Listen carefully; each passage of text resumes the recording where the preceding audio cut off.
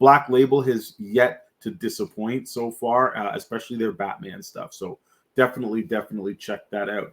And speaking of Batman, we're going to continue with this DC themed. We mentioned DC fandom. So our creepy comic for you to read this October is none other than DC's DCeased. And wow, what a book that this is. This is a fantastic read. Look at that image of Batman almost zombified. Look at our heroes zombified. But let me, right off the bat, dismiss any notions that you might have that, oh, this is just a copy of Marvel Zombies. No. This is definitely not a copy of Marvel Zombies. This is a heartfelt, heart-wrenching, terrifying scenario that happens in the DC universe, and it is so well written. Tom Taylor, he's been writing DC comics for many years. I'm gonna say past 5 years, not just DC though, Marvel. This guy is fantastic, and I gotta say, I've slept on him. I read DCeased, I read Injustice, but it wasn't until he really, I started reading him on Nightwing and Kal-El, son of Superman, Superman, son of Kal-El, sorry, that I've really appreciated stuff. But then going back and for this video to check out DCeased, how smart was this book? It's fantastic. Jesse, you've read it. What do you think of this one? I loved it. If you compared it to Marvel Zombies, I would say Marvel Zombies is probably the elementary school version of this, and this is the high school version. This is a lot better than anything I read in Marvel Zombies. Oh, for sure.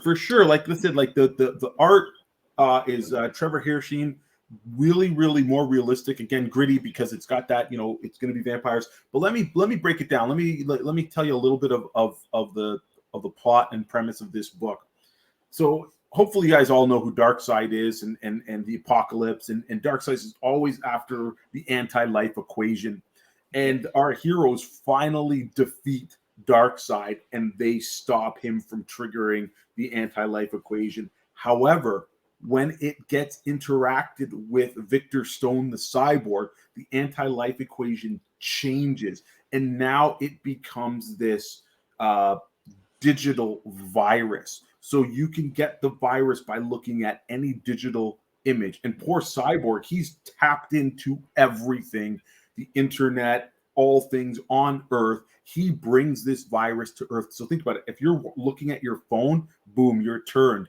Now, it's the anti-life equation. Once you get turned, your purpose as this new zombie, or whatever we're calling them, is to spread that anti-life. You are getting rid of all life. So now it can be transmitted from the bloodstream. So we have heroes just decimated and taken out in the first wave, having no idea what's hit them.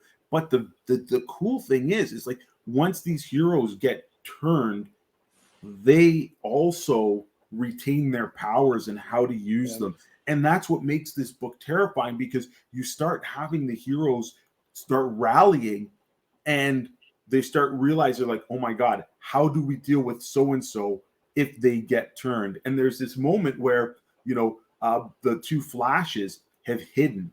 They're not doing anything. They're not being heroes because Batman has contacted them and told him he's figured out what's happened. And he's like, do not go out, because if you get turned, the whole planet's destroyed. You will spread this thing so fast.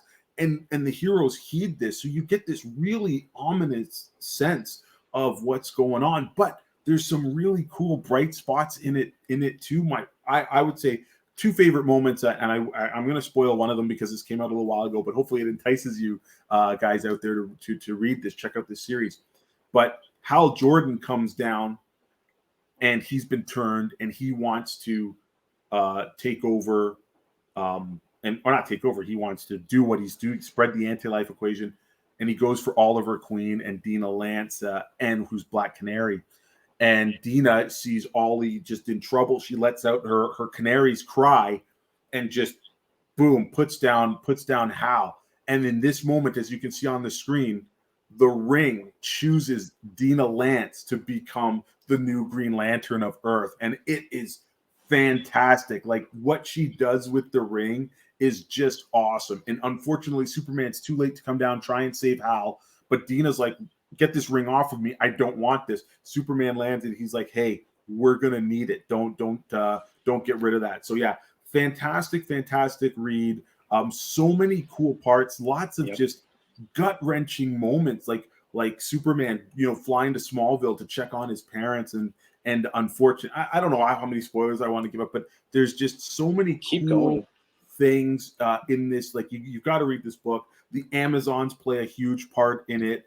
We see kind of the three bastions, these three pillars of recognizable places. Like even if you don't know a lot about DC, the places that this book goes, it goes to Gotham City, goes to Metropolis. You see the Fortress of Solitude, and you see Themyscira, which is Paradise Island. So you already basically know enough. Like you could be a novice DC reader and still get this book. It's like I said, it's heart-wrenching. There's some very cool moments. Mr. Terrific was awesome. We see the magic users come in and do their thing. But yeah, just there's really three cool. volumes of it, right? Yeah, so this is volume one. They do DCeased, Dead Planet, and then they do the DCeased about the villains. But the first one, even if you just read one, the first one is fantastic. Jesse, what was your favorite moment in this first book? I'm going to spoil a thing too. You got one, so I technically get a spoiler. Mm-hmm.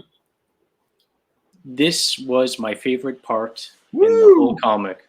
Yeah. We see Aquaman turn, and he's got, what is that? That's the Kraken, right? The Kraken.